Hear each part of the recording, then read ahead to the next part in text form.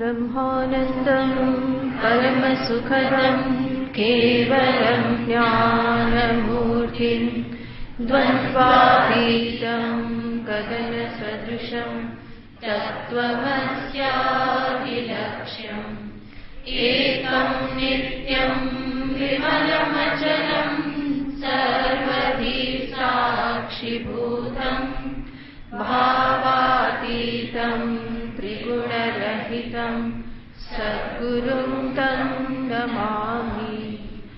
ॐ पार्थाय प्रतिबोधितां भगवता नारायणेन स्वयं व्यासेन ग्रथितां पुराणमुनिना मध्ये महाभारतम् अद्वैतामृतवर्षिणीं भगवती अष्टादशाध्यायिनी अम्ब त्वामनुसन्दधामि भगवद्गीते भवद्वेषिणीम् यं ब्रह्मा वरुणेन्द्ररुद्रमरुतः स्तुन्वन्ति दिव्यैस्तवैः वेदैः साङ्गपदक्रमोपनिषदैः गायन्ति यं सामगाः ध्यानावस्थिततद्गतेन मनसा पश्यन्ति यं योगिनः यस्यान्तं न विदुःसुरासुरगणा देवाय तस्मै नमः। यस्यान्तं न विदुःसुरासुरगणा देवाय तस्मै नमः।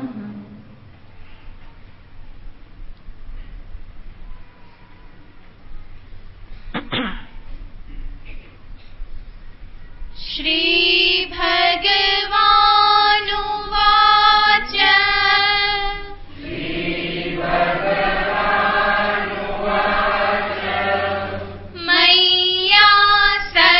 मय्यासक्तमनः पार्थ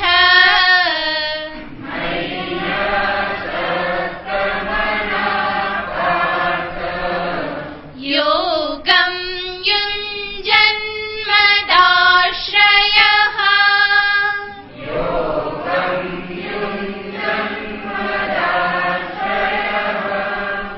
असंशयं समग्रं माम्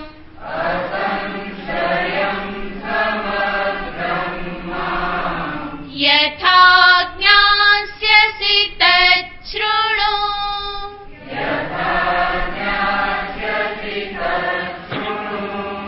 ज्ञानं तेऽहं सविज्ञानम्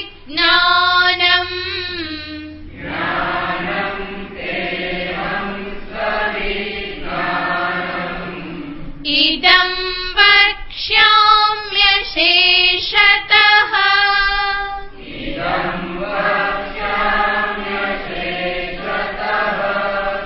यज्ञात्वा नेह भूयोऽन्यत्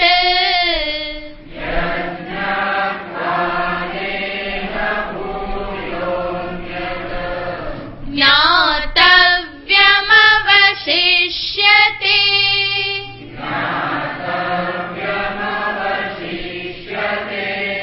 मनुष्याणां सहस्रेषु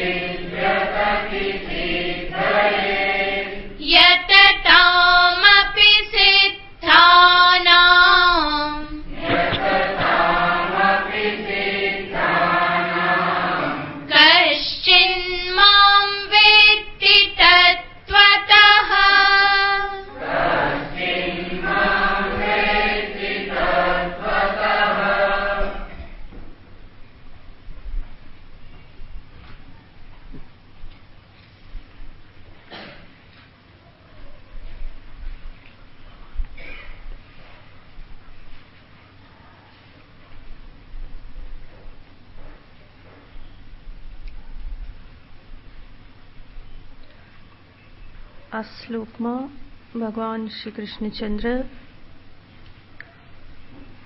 બે બાબતની દુર્લભતા દર્શાવે છે. આત્મજ્ઞાનની જિજ્ઞાસા અને એ જિજ્ઞાસાની પરિપૂર્તિ થવી. આ બે વિષયની મુખ્યતયા દુર્લભતા દર્શાવે છે.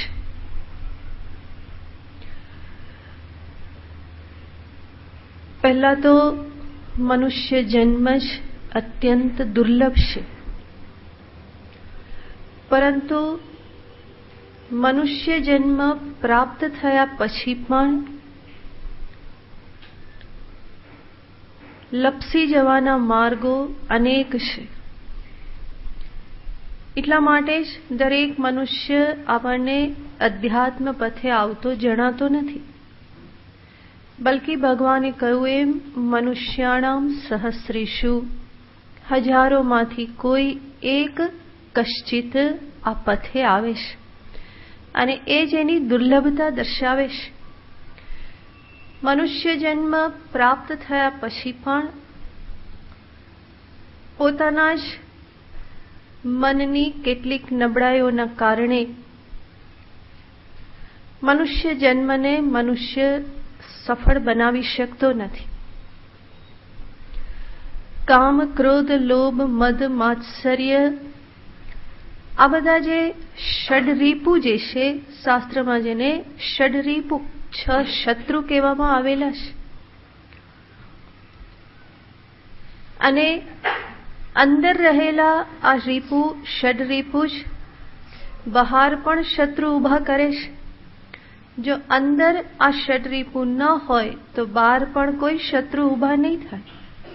બહાર શત્રુતા થાય છે એ કોઈ કામ, ક્રોધ, લોભ, મદ, માત્સર્યના કારણે જ થાય છે. તો મનુષ્ય જન્મ પ્રાપ્ત થયા પછી પણ મનુષ્ય આ નબળાઈઓ સાથે લઈને જન્મે છે. અને એ નબળાઈઓની સામે જજુમવું, એમાંથી બહાર આવવું એ પણ અત્યંત કઠિન છે. તો ગઈ વખતે આપણે વિચાર કર્યો તો દેવયોની, મનુષ્યયોની, દાનવયોની કોઈને કોઈ નબળાઈથી ગ્રસ્ત છે. દેવયોનીમાં ભોગ પ્રાધાન્ય, દાનવયોનીમાં ક્રોધનું પ્રાધાન્ય, માનવયોનીમાં લોભનું પ્રાધાન્ય છે. શબ્દ યાદ રાખવાનો, લોભનું પ્રાધાન્ય. એનો અર્થ લોભ પ્રધાન છે, પણ બાકીના તો 5 જે છે એ પણ રહેલા છે. એવું નહીં કે માત્ર લોભ છે. મનુષ્ય પણ ક્રોધથી ગ્રસ્ત છે. દેવતા પણ લોભથી સાથે સાથે ક્રોધથી આ બધાથી ગ્રસ્ત છે. પરંતુ પ્રધાનતયા આ નબળાઈ જોવા મળે છે. તો મનુષ્યના આ ષડરીપુ કહેવામાં આવે છે. અને મનુષ્ય જન્મમાં ઉન્નતિ પ્રાપ્ત કરી એનો માપદંડ આ ષડરીપુ ઉપર કેટલો વિજય પ્રાપ્ત કર્યો એ જ છે. તો ષડરીપુ જે છે એના કારણે જ જીવનમાં આ બધા લપસના માર્ગ પ્રાપ્ત થાય છે. ગમે ત્યાં સરી જવાય છે. તો મનુષ્યાણામ સહસ્રેષુ કશ્ચિત યતતિ. યત્ન કરવા માટે પણ ઘણો બધો સમય લાગી જાય છે. અધ્યાત્મ પથે હું યત્નનો પ્રારંભ કરું એના માટે પણ કેટલા બધા જન્મો નીકળી જાય છે. તો મનુષ્ય જન્મ દુર્લભ. મનુષ્ય જન્મ પ્રાપ્ત થયા પછી આ પથે વળવાનું પણ એટલું જ દુર્લભ છે. ક્યાં ને ક્યાં મનુષ્ય અટવાઈ જાય છે અને એનું જીવન સમાપ્ત થઈ જાય છે. આંખો ઉગડે ત્યારે ઘણું બધું મોડું થઈ ગયેલું હોય છે. તો ભગવાન એની દુર્લભતા અહીંયા દર્શાવે છે. કશ્ચિત યતતિ. તો વિવેકીએ પ્રયત્ન એ જ કરવાનો છે કે આ કશ્ચિત જેને ભગવાન કહે છે એ હું બની રહું. બીજા કોઈને શોધવા કરતા એ કશ્ચિત રૂપે કોણે આવવાનું છે? મારે પોતાએ જ આવવાનું છે. હું જ એ રૂપે બની રહું, હું એ પ્રયત્ન કરતો થઉં. તો આ જે નબળાઈઓ જે છે એની સામે જજુમતા જજુમતા જીવનના અનેક વર્ષો વ્યતીત થઈ જાય છે. એને જ ભાષ્યકાર પણ દર્શાવે છે બાલસ્તાવત ક્રીડાશક્તઃ તરુણસ્તાવત તરુણી રક્તઃ વૃદ્ધસ્તાવત ચિંતામગ્નઃ પરમે બ્રહ્મણી કોપી ન લગ્નઃ. બાળપણ જે છે બાળપણ રમવામાં વ્યતીત થઈ જાય છે. તરુણ અવસ્થા યુવાવસ્થા એ ભોગ પરાયણતા છે, તો એ ભોગમાં ભોગાસક્તિમાં વ્યતીત થઈ જાય છે. અને વૃદ્ધ થાય ત્યારે અનેક પ્રકારની ચિંતાઓ એને વળગી રહેશે. તો ત્રણ તો અવસ્થા છે, બાલ્યાવસ્થા, યુવાવસ્થા, વૃદ્ધાવસ્થા. એ ત્રણેય અવસ્થામાં કંઈક ને કંઈક એને વળગીને રહેશે. પરિણામે પરમે બ્રહ્મણી કોપી ન લગ્ન. પરમ બ્રહ્મ જે છે એમાં કોઈ પણ લાગતો નથી. બ્રહ્મની જિજ્ઞાસા કોઈ કરતું નથી, અને કોઈ કરે તો એને જ અહીંયા ભગવાન કશ્ચિત શબ્દથી કહેશે. તો હજારોમાંથી કોઈક જ આ જિજ્ઞાસા કરે છે. સર્વપ્રથમ જિજ્ઞાસાની દુર્લભતા છે. આ મુમુક્ષા પ્રગટ થાય, મને સંસારથી મુક્ત થવાની ઈચ્છા થાય. હું જે પણ અત્યાર સુધી જીવન જીવી રહેલો છું એ જીવનના સંદર્ભમાં મને પ્રશ્ન થાય કે હું શું કરી રહેલો છું, હકીકતમાં મારે શું કરવા જેવું છે, શું આવીને આવી રીતે જીવન વ્યતીત કરવાનું છે. તો મનુષ્ય જે જીવન જીવી રહેલો છે એને પોતાના જીવનના સંદર્ભમાં જ પ્રશ્ન થાય, અને જીવનની પાછળનું સત્ય, પોતાની પાછળનું જે સત્ય જે છે એને જાણવાની જિજ્ઞાસા થાય. એ અત્યંત દુર્લભ છે. ભગવાન દરેકને પ્રસંગ આપે છે જાગવા માટેના. અનેક એવા જીવનમાં પ્રસંગ બને છે કે જેના પરિણામે મનુષ્ય વિચાર કરતો થાય. માટે અનેક વખત આપણે જોયેલું છે, જીવનમાં જે કંઈ પણ દુઃખ આવે છે એ ઈશ્વરાભિમુખ થવા માટે જ છે. દુઃખનું સર્જન ઈશ્વરાભિમુખ થવા માટે જ. મને ઈશ્વરની યાદ આવે, અથવા તો જીવનમાં જે કંઈ પણ દુઃખ આવે છે એ મને સત્યની શોધ માટે પ્રવૃત્ત કરવા માટે છે. જેથી કરીને હું વિચાર કરતો થાવ કે આ દુઃખમાંથી સંપૂર્ણ છૂટવાનો ઉપાય શું. હું જે ઉપાય કરું છું એ તો બધા તાત્કાલિક ટેમ્પરરી ઉપાય છે. આજે કંઈક થયું અને મેં એનું સમાધાન કર્યું, ફરી બીજે દિવસે બીજો ફણગો ફૂટે છે, ફરી એને હું સમાધાન કરું, ફરી ત્રીજે દિવસે ફટાકડો ફૂટે, એને સમાધાન કરું, ચોથે દિવસે બોમ્બ ફૂટે. તો આ તો એક પછી એક બધું ચાલ્યા જ કરે છે. તો જીવનમાં આવતું દુઃખ જે છે એ મારી બુદ્ધિને થોડું ઝંકોરવા માટે જ, મને વિચાર કરતો કરે એટલા માટે જ જીવનમાં દુઃખ આવે છે. જે મનુષ્ય આ દુઃખનો ઉપયોગ કરી લે એ ખરેખર બહુ મોટો અવસર એને પ્રાપ્ત થયો છે, એનો લાભ લેશે. અને જે દુઃખનો ઉપયોગ નથી કરતો એ પ્રાપ્ત થયેલા અવસરને ચૂકી જાય છે.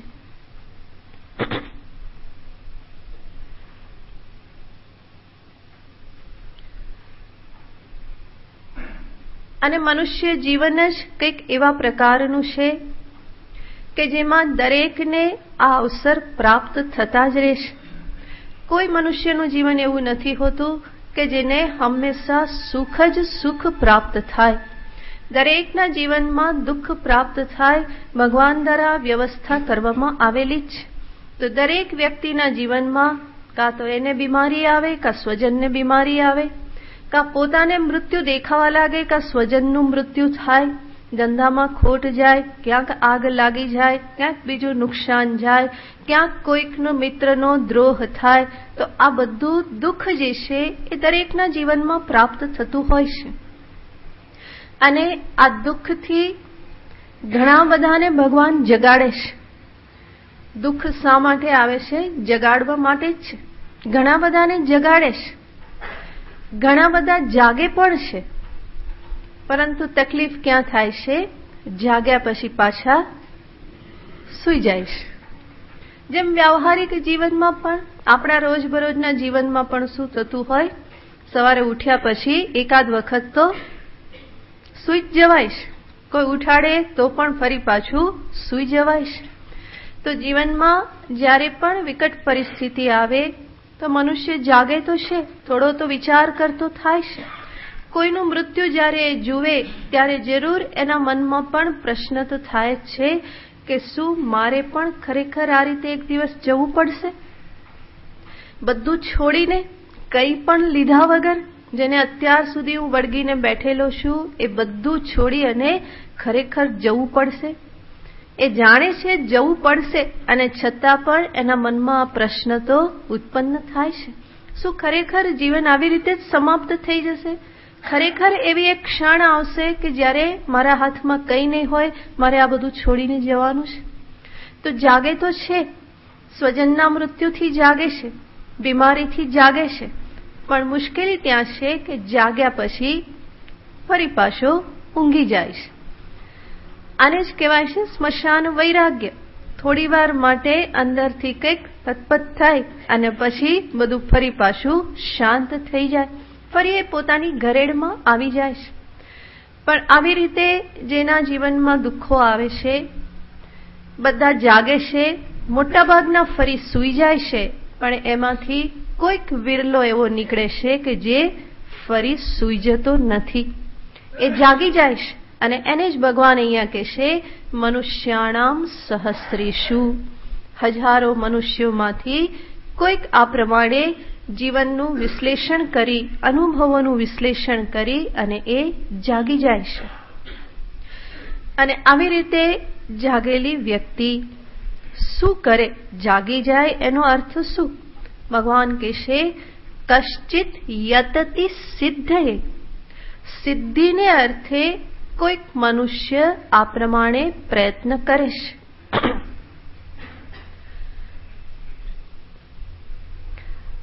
સિદ્ધિ શબ્દના અહીંયા બંને અર્થ લઈ શકાય.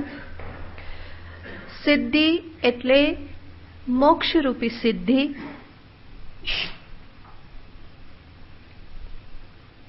અથવા તો સિદ્ધિ શબ્દનો અર્થ થાય અંતઃકરણ શુદ્ધિરૂપ સિદ્ધિ.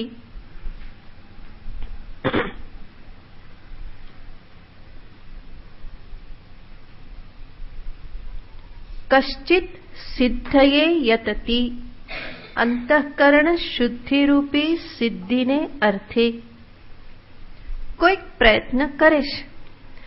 મોક્ષ સિદ્ધિ એવો અર્થ લઈએ તો પણ મોક્ષ સિદ્ધિને અર્થે કોઈક પ્રયત્ન કરે છે. એ મોક્ષ સિદ્ધિનું પણ પ્રથમ સોપાન શું છે? અંતઃકરણ શુદ્ધિ.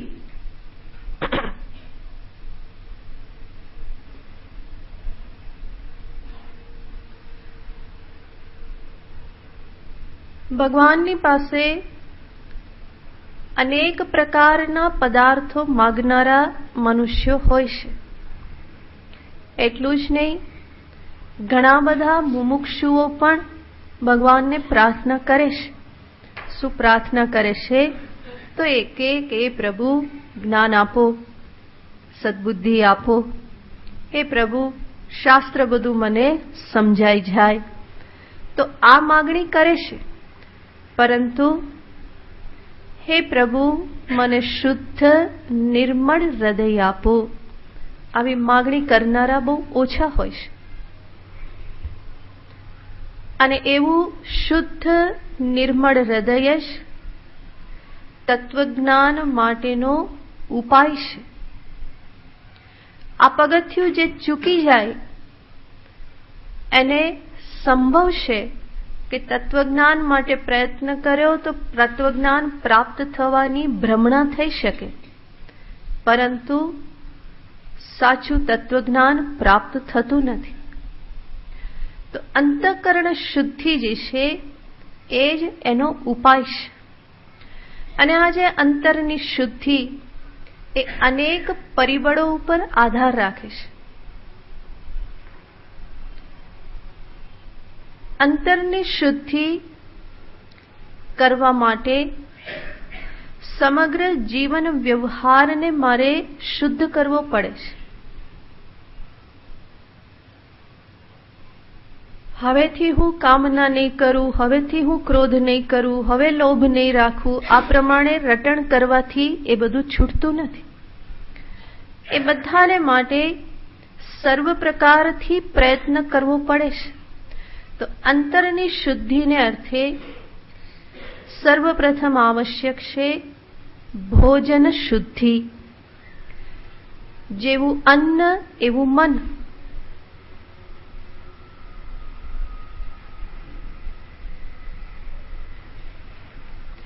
કારણ કે અન્ન રસથી જ મનનું પોષણ થાય છે.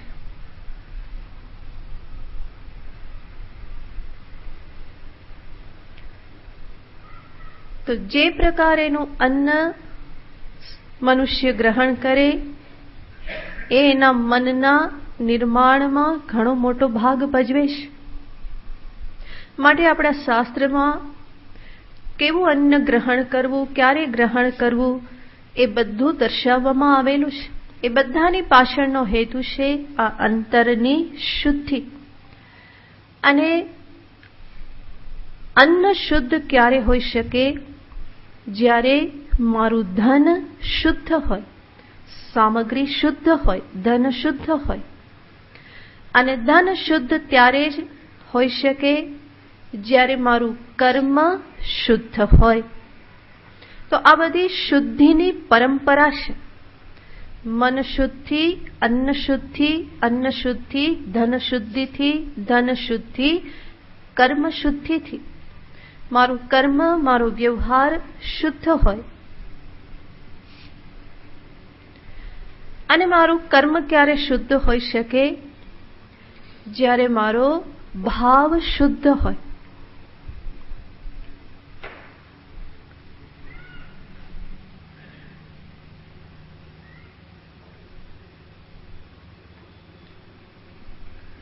અને ભાવ શુદ્ધિ છે એ ત્યારે જ હું પ્રાપ્ત કરી શકું જ્યારે એના માટેની મને સમજણ હોય. એટલા માટે વિચાર શુદ્ધિ.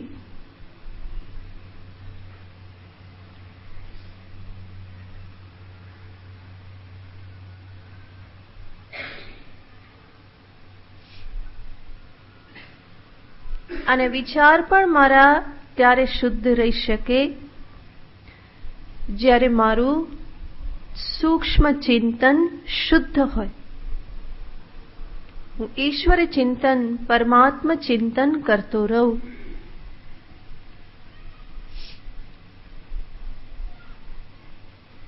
તો આ બધી શુદ્ધિની પરંપરા છે. આ સર્વ સ્થળે શુદ્ધિનો ખ્યાલ આપવામાં આવે તો અંતે હું અંતઃકરણ શુદ્ધિરૂપી ફળને પ્રાપ્ત કરી શકું.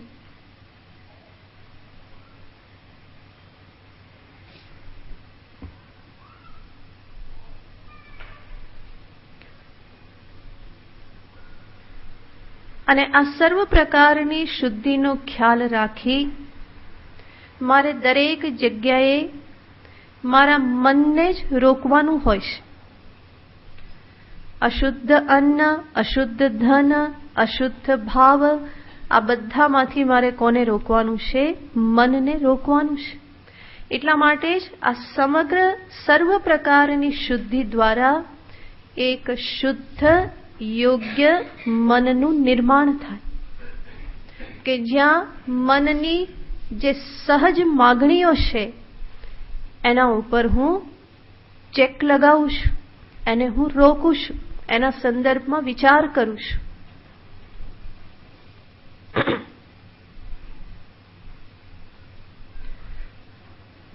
અને આ બધા ઉપર નિરંતર ધ્યાન આપવું એ પણ આંતરનિરીક્ષણનો જ એક ભાગ બની રહેશે.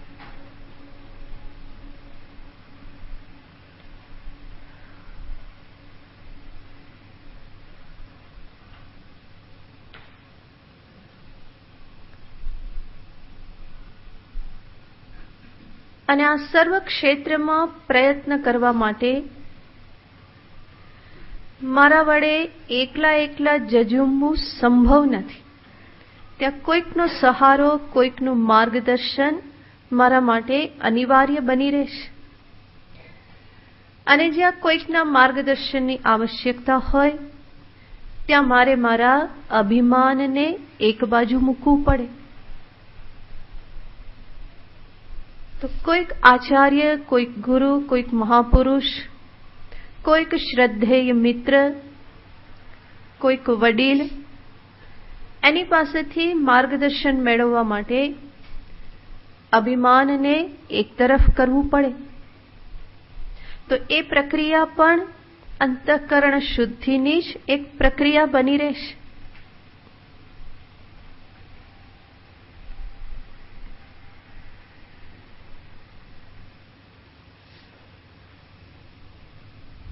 ફરી અહીંયા ધ્યાન રાખવું પડે કે આ બધું કરતા કરતા કરતા ફરી સન્માર્ગે ચાલવાનું અભિમાન તો દ્રઢ નથી થતું ને. ફરી હું વિચારું કે બીજા બધા તો આવા અને હું તો કેવો, હું તો સાધક, હું તો સત્સંગી, તો ફરી પાછું લપસવાનું તૈયાર છે.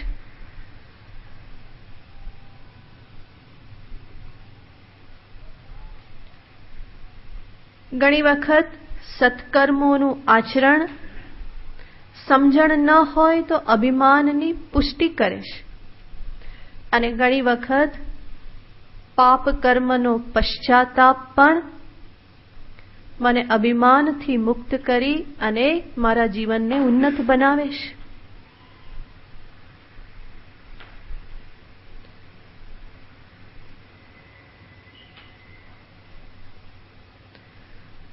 તો જીવનમાં મારે હંમેશા જોવાનું છે, સત્કર્મ હું કરું ત્યારે શું ભાવ છે, મારાથી કંઈ ભૂલ થઈ જાય ત્યારે કયા પ્રકારનો ભાવ છે, એને હું જીવનમાં કેવી રીતે જોઉં છું, એને સતત નિરીક્ષણ કરતા રહેવું પડે.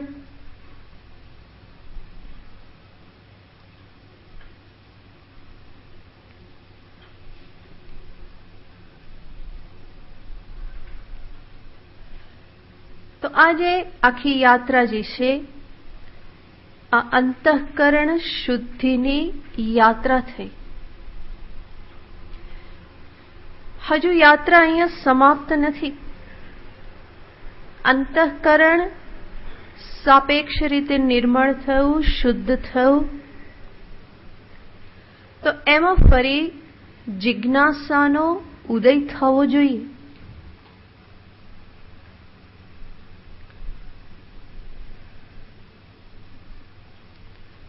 અંતઃકરણ શુદ્ધ થયું તો એ તો માત્ર પાત્ર તૈયાર થયું, પણ એ પાત્ર તત્વજ્ઞાન રૂપી અમૃતથી ભરાવું જોઈએ, નહીં તો ખાલી પાત્ર શું કામનું.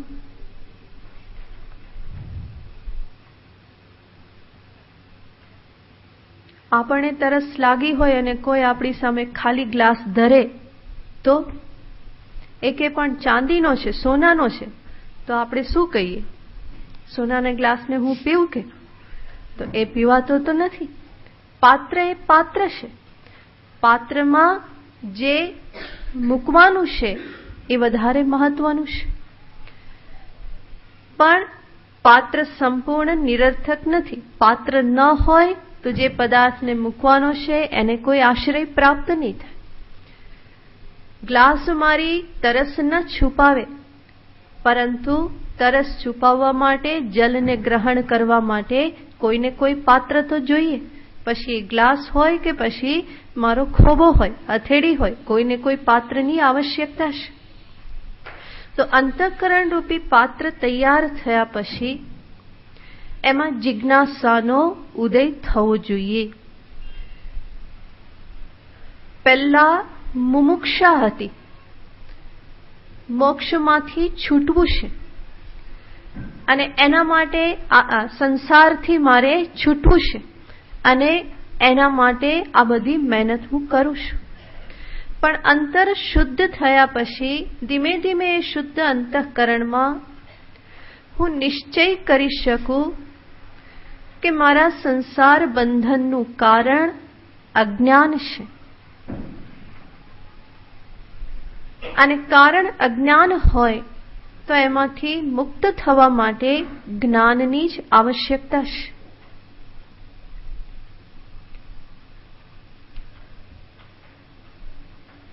અને જ્ઞાન આવશ્યક છે તો એને મેળવવા માટેનો પ્રયત્ન. એ જ છે અંતરમાં જિજ્ઞાસા ઉત્પન્ન થવી.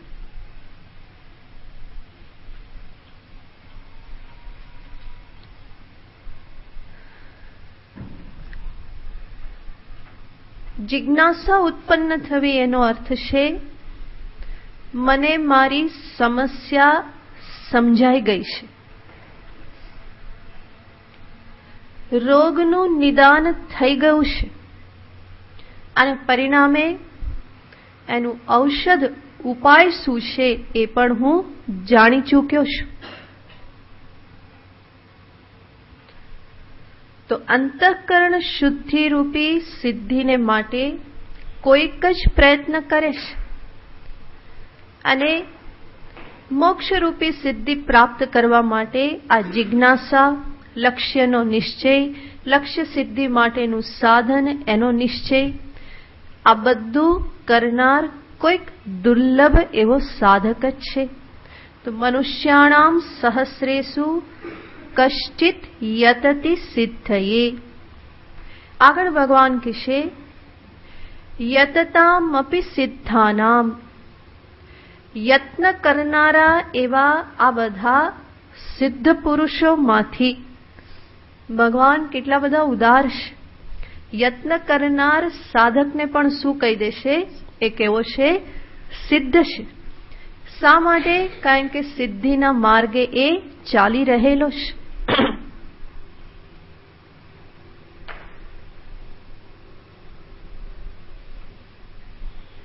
કોઈ એક ટીકાકાર અહીંયા કહેશે કે આ સિદ્ધ એટલે કોણ છે? તો કહેશે અયમેવ સિદ્ધ. આજ સિદ્ધ છે. કોણ? યસ્ય મનઃ દ્રષ્ટાદ્રષ્ટ વિષય વૈમુખ્યમ પ્રાપ્ય શ્રવણાદૌ નિરંતરમ તિષ્ઠતિ. કોણ સિદ્ધ છે? કયો સાધક સિદ્ધ? તો કહેશે જેનું મન દ્રષ્ટ અદ્રષ્ટ વિષયોથી વિમુખ થયેલું છે, જે વૈરાગ્યને પ્રાપ્ત થયેલો છે. હવે જેનું મન વિષય તરફ દોડતું નથી, જે અંતર્મુખ થઈ અને શ્રવણ મનન નિધિધ્યાસનમાં જે લાગે છે, એવી વ્યક્તિને જ એ આચાર્ય અહીંયા સિદ્ધ કહી દેશે. કારણ કે આવી નિષ્ઠાથી લાગેલી વ્યક્તિ જરૂર સિદ્ધિ પ્રાપ્ત કરશે. મોક્ષ સિદ્ધિ કે તત્વજ્ઞાન રૂપી સિદ્ધિ જરૂર પ્રાપ્ત કરશે.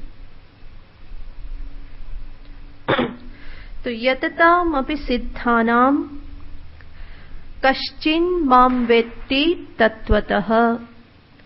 કોઈક જ મને તત્વતઃ જાણે છે. ભગવાને અહીંયા શબ્દ વાપર્યો છે કશ્ચિત મામ વેત્તિ. આગળ પણ કહ્યું હતું કશ્ચિત.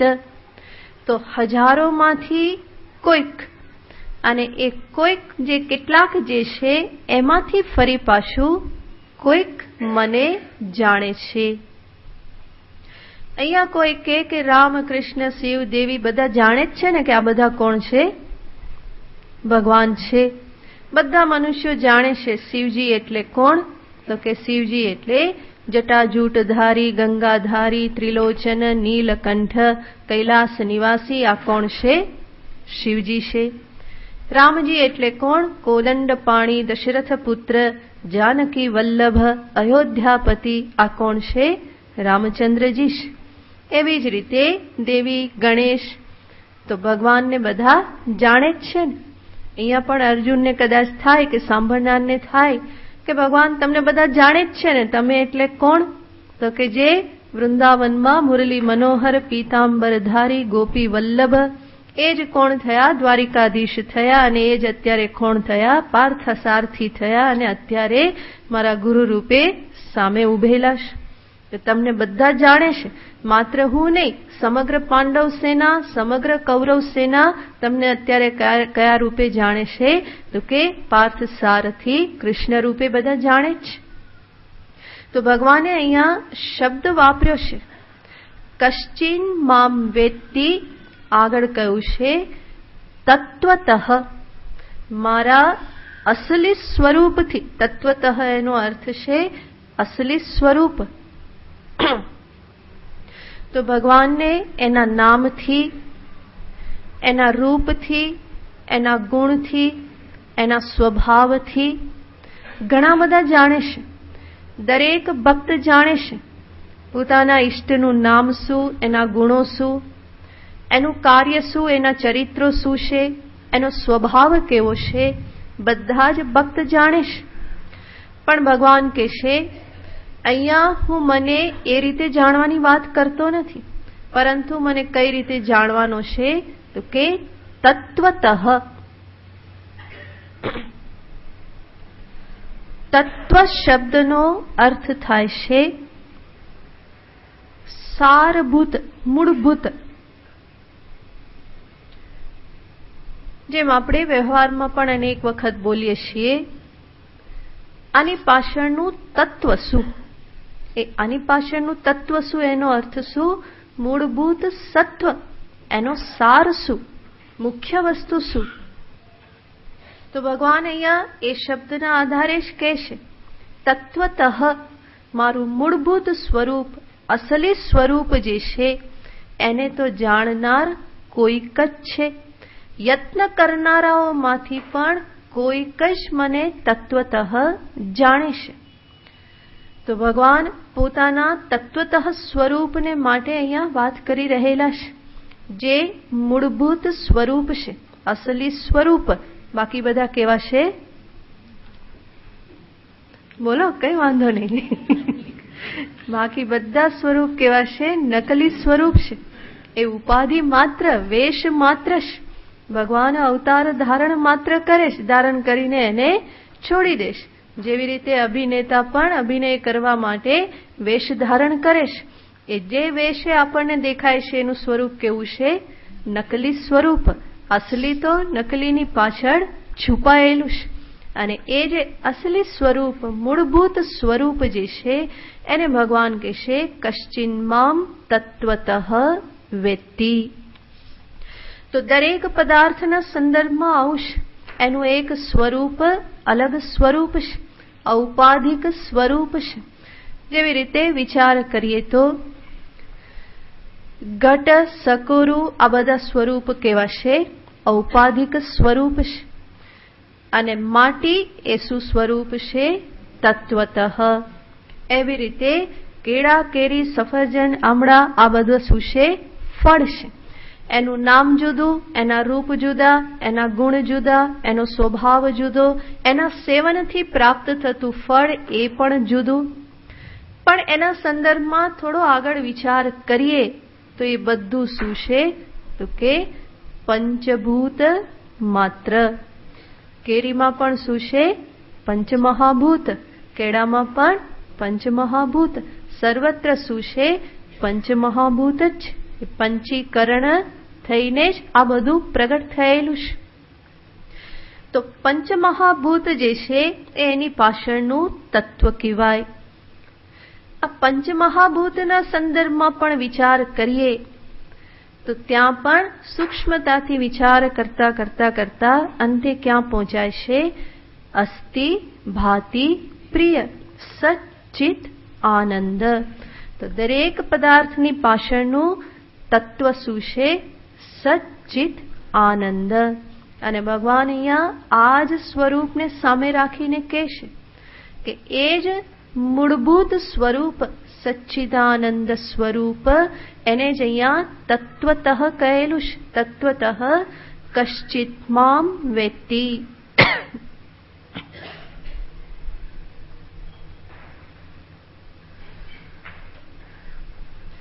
અને ભગવાનનું તત્વતઃ સ્વરૂપ જે છે ત્યાં ફરી આપણે યાદ રાખવું પડે કે એ મારાથી અભિન્ન છે. સચ્ચિત આનંદ સ્વરૂપ જે તત્વ કે પરમાત્મા, એની સિદ્ધિ મારાથી ભિન્ન રૂપે ક્યારેય થાય નહીં. તો તત્વતઃ ઈશ્વરને જાણવા એનો અર્થ છે મારા જ આત્મા રૂપે, મારાથી અભિન્ન રૂપે એને મારે જાણવા.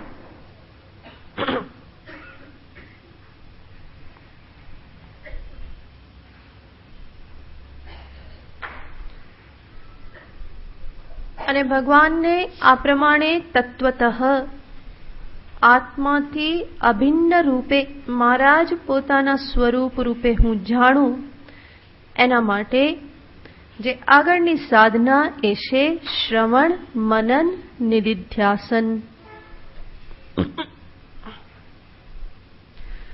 તો પ્રથમ સોપાન અંતઃકરણ શુદ્ધિ અને સાધનાનું દ્વિતીય સોપાન બીજો ભાગ આવે છે શ્રવણ, મનન, નિધિધ્યાસન કરવા.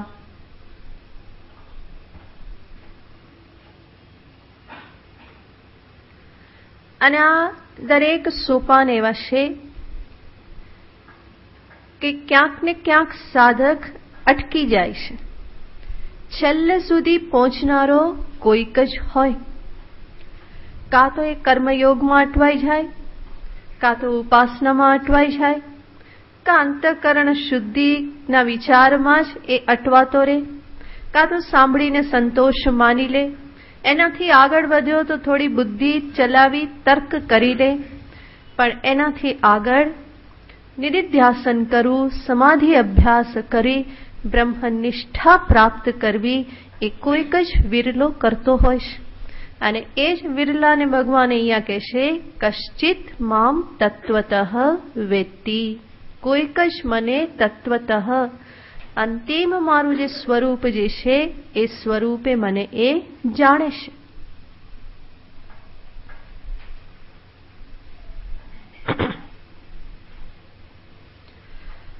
તો આજે શ્લોકમાં આપણે જે વાત કરી એમાં જે સોપાન જે છે એને સંક્ષેપમાં જોઈ લઈએ તો દરેક સોપાન ઉત્તરોત્તર અતિ દુર્લભ છે, દુર્લભતર છે. તો પ્રારંભ થાય છે મનુષ્યત્વ, ત્યાર પછી આવે છે મુમુક્ષુત્વ, ત્રીજું સોપાન છે ઈશ્વર ભક્તિપૂર્વક કર્મ ઉપાસનાથી ચિત્ત શુદ્ધિ,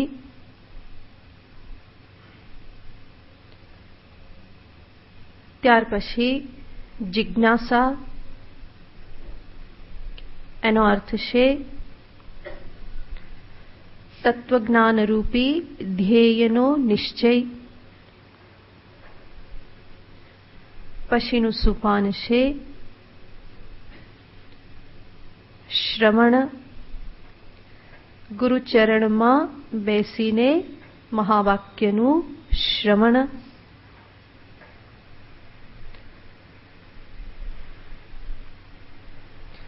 ત્યાર પછીનું સોપાન છે સંશય નિવૃત્તિ અર્થે મનન.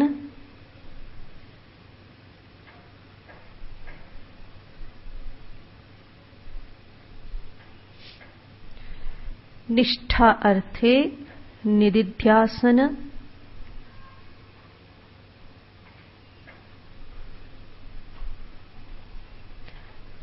તત્પૂર્વક તત્વજ્ઞાન, તત્વતઃ જ્ઞાન.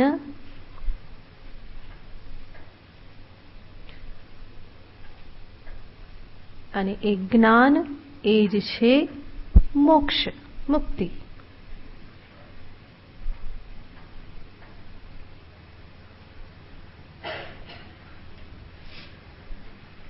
તો આ દરેક સોપાન જે છે એ ઉત્તરોત્તર દુર્લભ છે. મનુષ્ય જન્મ દુર્લભ, એના કરતા વધારે દુર્લભ છે મુમુક્ષા, મુમુક્ષાથી વધારે દુર્લભ ચિત્ત શુદ્ધિ, એનાથી વધારે દુર્લભ જિજ્ઞાસા. તો વધારે દુર્લભતર છે. આ બધું નિરૂપણ કરીને કે આની દુર્લભતાનું નિરૂપણ કરી અને ભગવાન સાધકને હતાશ કરતા નથી, પરંતુ ભગવાન એ જ સૂચિત કરે છે કે ક્યારેય પણ ઉપેક્ષા સેવતો નહીં.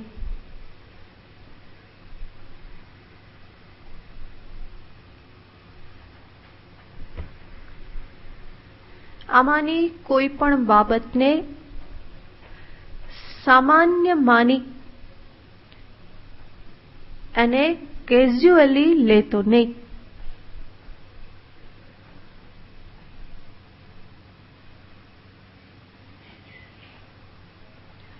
દુર્લભ છે પણ અસંભવ નથી.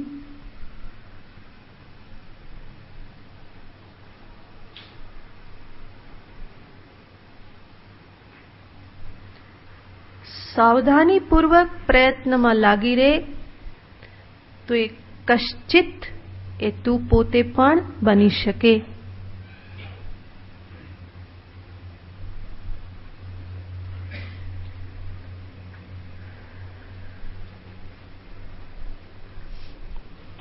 તો આ રીતે આ શ્લોક જે છે એમાં ભગવાને અર્જુનને આ દુર્લભતા દેખાડી. શેની દુર્લભતા? તો કે આગળ ભગવાને કહેલું હતું જ્ઞાનમ તેહમ સવિજ્ઞાનમ, હું તને વિજ્ઞાન સહિતનું જ્ઞાન કહીશ કે જેને જાણ્યા પછી બીજું કંઈ જાણવાનું નહીં રહે. અને એ જ્ઞાન એટલે કહું ઈશ્વરને જ તત્વતઃ જાણવા. તો ભગવાને જે પ્રતિજ્ઞા કરેલી હતી કે હું તને વિજ્ઞાન સહિતનું જ્ઞાન કહીશ. પ્રથમ શ્લોકમાં પણ ભગવાને કહેલું હતું સમગ્રમ મામ જ્ઞાસ્યસી. એ સમગ્રનો અર્થ પણ સવિશેષ રૂપેણ નિર્વિશેષ રૂપેણ સમગ્રતયા મામ જ્ઞાસ્યસી, એવું હું તને જ્ઞાન કહીશ. આ બધું જે ભગવાને કહ્યું હતું ત્યાર પછી સીધી જ્ઞાનની વાત ભગવાને ન કરી અને વચ્ચે અર્જુનને જ્ઞાનની દુર્લભતા દર્શાવી. દુર્લભતા એટલા માટે જ કે જેથી કરીને એના પ્રત્યે દુર્લક્ષ સેવવામાં ન આવે. અર્જુને પ્રશ્ન નથી પૂછ્યો છતાં પણ ભગવાન કહી રહેલા છે અને એ જ દર્શાવે છે કે આ બાબત મહત્વની છે. ઘણી વખત મારો પ્રશ્ન ન હોય તો એનો જવાબ હું બહુ આતુરતાથી ના સાંભળું. જેમ પ્રશ્નોત્તરી ચાલતી હોય ને ઘણીવાર, તો જેણે પ્રશ્ન પૂછ્યો હોય એ બરાબર આતુરતાથી સાંભળે, પણ બાકીના બધા આમ તેમ જોતા હોય ને તો કઈ વાત કરતા હોય, કંઈક કરતા હોય. શા માટે? એને શું લાગે છે આ મારો પ્રશ્ન નથી. અર્જુન પણ અહીંયા ક્યાંક એવું ના વિચારી લે કે મેં તો કઈ પ્રશ્ન કરેલો નથી. સાધક પણ એવું ના વિચારી લે કે અહીંયા તો કોઈ પ્રશ્ન નથી અને માટે ભગવાન કહી રહેલા છે તો એટલું ધ્યાન આપવાની જરૂર નથી. એવું દુર્લક્ષ્ય ના સેવે માટે ભગવાને કહ્યું કે હું જે કહેવા જઈ રહેલો છું એ બાબત અત્યંત દુર્લભ છે. તો અર્જુનનું ચિત્ત આકર્ષણ કરવાને અર્થે, સાધકોનું ચિત્ત આકર્ષણ કરવાને અર્થે ભગવાને આ દુર્લભતા દર્શાવી. હવે પછી ચોથા શ્લોકથી ભગવાન જે જ્ઞાન વિજ્ઞાનની વાત કરેલી એનો પ્રારંભ કરે છે. સર્વપ્રથમ ભગવાન પોતાના સવિશેષ સ્વરૂપ, ઔપાધિક સ્વરૂપ જે છે એનું નિરૂપણ કરે છે. અને એ ઔપાધિક સ્વરૂપનું નિરૂપણ કરવામાં જ ભગવાન પ્રારંભ કરે છે પ્રકૃતિનું નિરૂપણ. પ્રકૃતિના નિરૂપણથી સવિશેષ સ્વરૂપનું નિરૂપણ ભગવાન શરૂ કરવાના છે. શ્લોક વાંચીએ. ભૂમિરાપો નલો વાયુઃ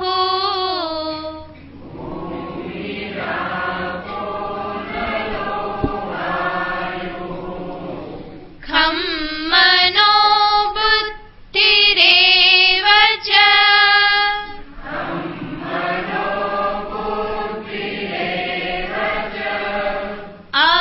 અહંકાર ઇતિ યમ મે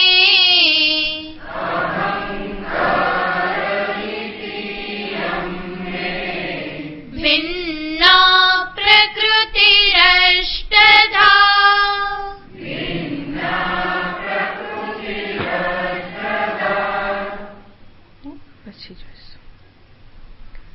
ઓમ પૂર્ણમદઃ પૂર્ણમિદં પૂર્ણાત પૂર્ણમુદચ્યતે પૂર્ણસ્ય પૂર્ણમાદાય પૂર્ણમેવાવશિષ્યતે. ઓમ શાંતિ શાંતિ શાંતિ. હરિ ઓમ શ્રી ગુરુભ્યો નમઃ. હરિ ઓમ.